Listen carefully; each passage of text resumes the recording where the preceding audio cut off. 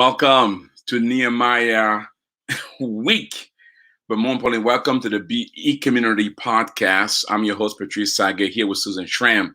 We're going to do a quick recap. If you missed Nehemiah week today, you truly missed it, but we're going to do a recap because we're so nice and generous, and hopefully join us tomorrow. So, Susan, it was another great day. It's been a year, and first of all, let's talk about it. So, first, talk a bit about a year later. How do you think it went? It's interesting. In 2020, we were all in shock that we had to, how do we possibly do a conference that is virtual? It was just a new idea. People were ready to connect and they sort of hesitantly figured this out. But the fact that we launched today, over the course of the year, people have gotten a little more comfortable in a virtual environment. They've gone to church virtually. They've done a lot of different things. And I just felt like people were just so jumping in and ready to be part of community. It was amazing. And it started off so globally from the very beginning, from the worship that was being beamed in from France and from people, hailing in the chat from all over, from every continent. It was just, it was a delight to be back together. It was a great kickoff today. I mean, those of you who were not there, you really missed it. Began with morning prayer, and then of course worship from Francis Susan, and then Pastor Moore. So our theme, thriving through crisis, and we kind of introduced this idea of a GPS, which our goal is to give our attendees this effective global positioning system. Not like the way you put it, effective God positioning system to enable them to deal with whatever trials and tests they might go through. Relationship, mindset, tools, and resources. Let's start with Pastor Moore. So great talk. He's always awesome. What was your key takeaway from Pastor Moore? He challenged us immediately. When we think about crisis, we think about fear. Yeah. And he went straight for it and said, okay, let's talk right now about the fear of failure. Yeah. And the fact that at the end of the day, he said, God doesn't allow us to use that as an excuse. And he used the example, of course, of the parable of talents. He says, no, it really comes down to your commitment. Mm-hmm. Your commitment, even if you fail, it's what he calls us to is commitment. And I really took it home. The other thing I love was he said his uncle told him, says, don't lean on your hoe and watch everybody in the other field raise their plants, right? And I thought that was a great example where, we tend to sit on the sidelines and watch other people and somehow think that that's okay because we're fearful. And he's saying, no, it's okay to just try and be part of doing. And that's what God calls us to. Yeah, he gave us permission to fail. And oftentimes, because we don't want to fail, we shy away from daring and doing, fulfilling our potentials. By having permission to fail, we recognize that failure really is not the end. It's the beginning of a wonderful discovery. Right, exactly. And it's funny because at the end of the day, I think what we're talking about is figuring out what is the second thing is talk about is capacity, the fact that you need to have capacity. Everybody has different capacity, but that doesn't mean that we can't take a step, right? And then this last point was, and stop complaining.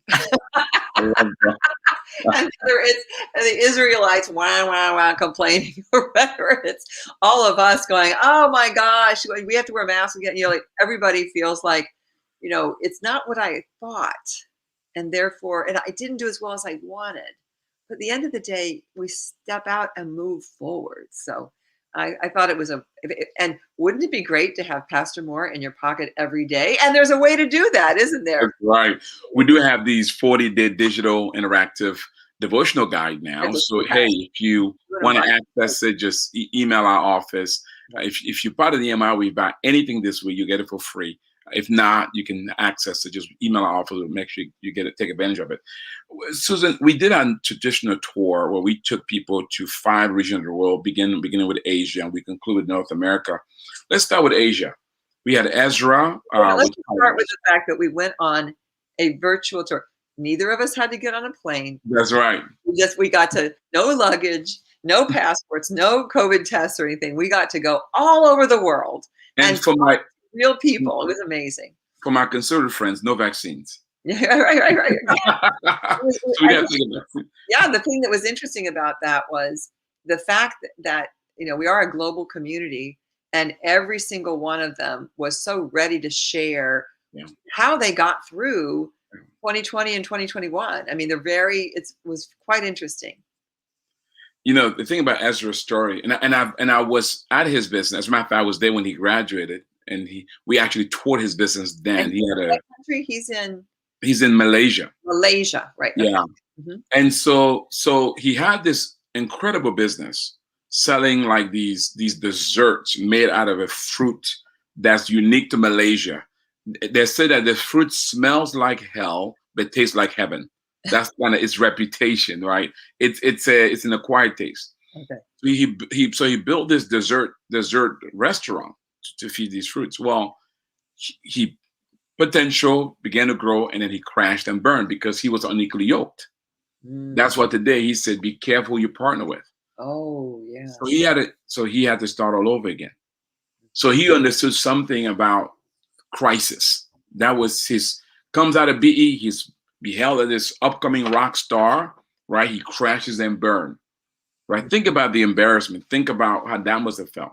Yeah. And then a number of betrayals. And today was his pivot into still in agriculture, but instead of retail, he now went into manufacturing, into the whole idea of planting and vanilla bean organic farming is what he was doing. It was fascinating because he had such a broad view of what that meant.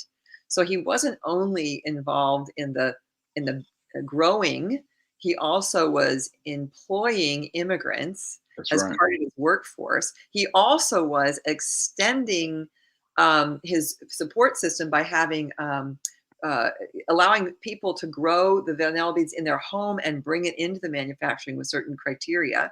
It was really expansive view of what was possible as he was trying to grow this, as he was successfully is growing. And then he partnered with the government, and he partnered with another organization that fed a lot of the outputs to people in across the country. Really holistic view and very strategic approach. Well said. And what I also love is that his retail experience came in because he's now going to be opening retail shop to kind of bring that into market. So then we left Asia, and then we went to Africa. So here we had an exotic business, a business in the luxury space, right? Africans don't think of dogs as pet. They have to worry about just surviving. The idea of spending resource on pet is not a very common African culture. But here it is, a company. They call themselves Pet Paradise. And so what was your thought about Angela and her husband, Rodney, with Pet Paradise?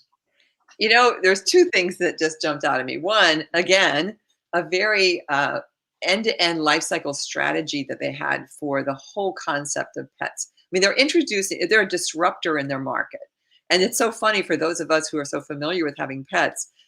They first of all teach people about how to evaluate and care for a pet, whether they should have a pet. And then they help you take care of a pet. And then if you can't handle it on your site, they can do essentially doggy daycare. And then if there's an issue of them sick, they take care of them. I mean, they just have a very holistic view of what it is. That was my first thought was, wow, they did not see this narrowly.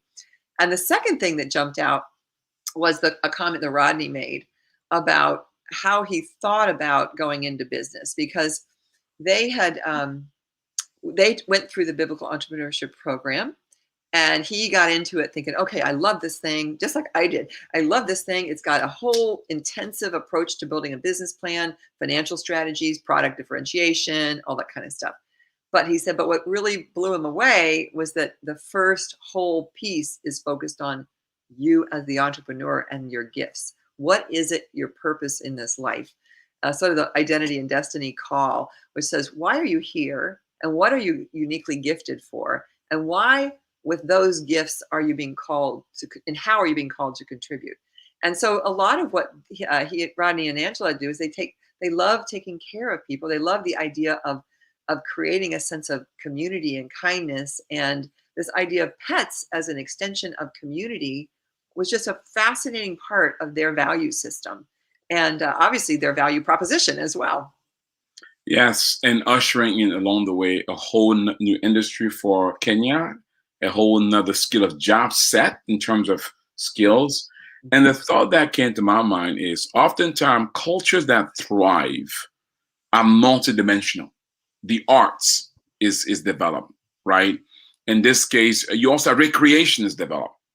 But in this case, you also have this whole idea of recognizing the beauty and the power of having pets and what it does for the human flourishing, Right. right? Because it makes you forget your own suffering and begin to look at God's creation as a whole, which leads to flourishing. Right.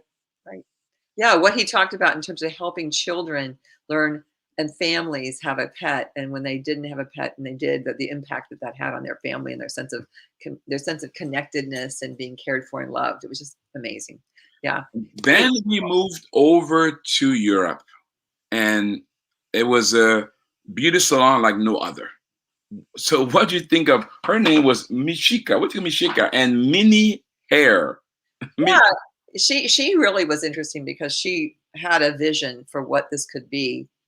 And she wants to, again, what she realized her identity had a lot to do with helping people, women especially, feel a sense of being valued. And Mhm. so every single client that comes in the door, immediately they designed the whole customer experience with the understanding that they would feel valued and cherished and respected and beautiful.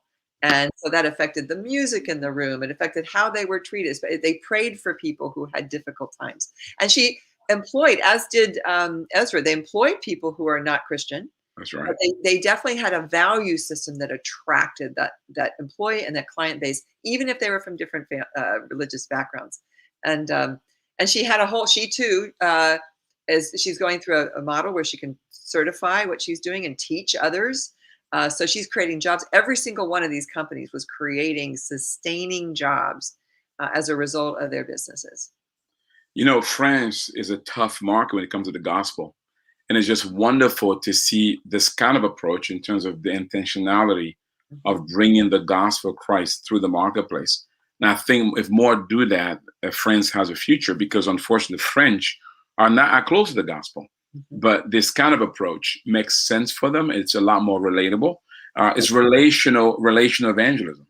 Right. It's marketplace ministry. You Yeah. got it. It's just You got it. showing up, being genuine with values that are Christ, inspired, but not pounding them over the head, just being of service. It's fantastic. What's awesome about her is that during COVID-19, you would think a beauty salon would not do well. She actually did better. Yeah. She took precaution, but somehow God blessed her anyway. From there, we went to Latin America, but instead of outside the United States, we actually went to Latin America in the United States. Speaking of immigration, our biggest, but in this case, it was an entrepreneur who was from Puerto Rico. So they were Americans. They were not, foreigners. They were Americans. Now, this was interesting. A couple, their company was CM Engineering, and this was Joanna. Mhm. That you don't think of women when you think of construction and engineering, Good but point. here was one. What do you think about Joanne? Yeah, and she talked about building this business, and it's a tough industry, and it's a tough industry not only in terms of the profitability of it, really tough. It's a tough industry in Very terms of small margins. people, and she also felt like in so many cases the Hispanic community often are the workers. They're not necessarily always inspired to be in the leadership. And so, what I found fascinating about her model, two things. She ended up working very closely with AMP International with her with business strategy, which Anna Maria Lowry helped coach the organization to grow. And actually, she came to Christ as a part of it. But what was interesting about their model was don't just grow through adding employees, which they were, but grow through building businesses. So she's actually working with contractors that are Hispanic as well, and trying to help them learn the skill sets for sustainable businesses. And that it's interesting because it's really such a sense of empowerment when you build businesses, when you build entrepreneurs who have a sense of confidence that they can, that they can produce and deliver and respected And so she had a very holistic view as well of how she was there, why their business was going to be successful. Their product line was amazing. She went through all the things they did: cement and asphalt and moving land and all, and building buildings. And I was just like, oh my gosh, you're right. This is a tough, hard hat kind of business. And Joanna was quite the balanced business person with a very strong strategy and a strong heart for the God as she built it. And as always, Anna Maria, one of the things that's unique about her center, her intentionality, as you talk about Kingdom Impact, she's very intentional of sharing the gospel with her clients. And there have been many who come to Christ, and Joanna is one of them. From there, we went to concluded in North America. I'm sorry? We went to Oregon. Yeah, we went to Oregon in still in North America. Mm-hmm. So the I Am School of Music, Allison. What do you think of Allison?